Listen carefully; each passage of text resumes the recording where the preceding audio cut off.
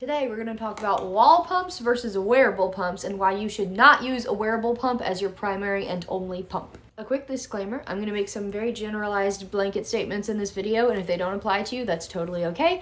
I know some women that respond better to a wearable pump than their Spectra or their wall pump, and that's okay, but this is generally across the board for most pumping moms. So generally across the board, wall pumps are more efficient, more complete, and faster at removing milk. They just have more powerful and larger motors as opposed to wearable pumps with a very small motor that goes on top. If you're only using a wearable pump, you run the risk of clogs and mastitis because typically a wearable pump does not empty you as completely as a wall pump does.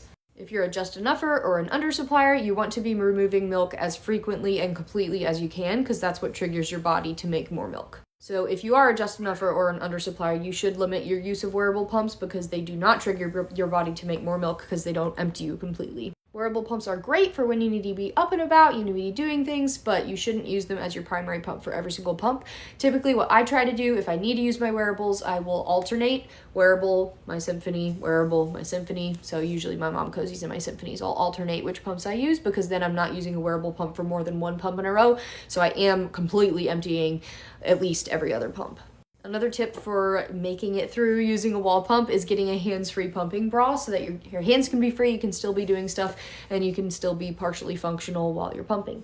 So overall, wall-mounted pumps are designed with the goal of increasing milk supply or maintaining milk supply, while wearable pumps are great for portability and convenience.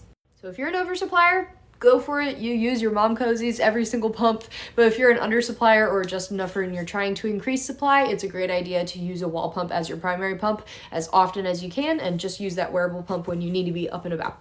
And we all know and love the Mom Cozy as the best wearable pump out there. So use my code Ashley10F on their website or on Amazon for a discount. I hope this helps. And if you use a wearable pump and it works better for you than your wall pump, can you comment and let me know? Because I am very curious to see how many people a wearable pump works better for, because I have heard that from some people. And as always, go ahead and give me a follow if you are a pumping mom and you want some tips and inspiration.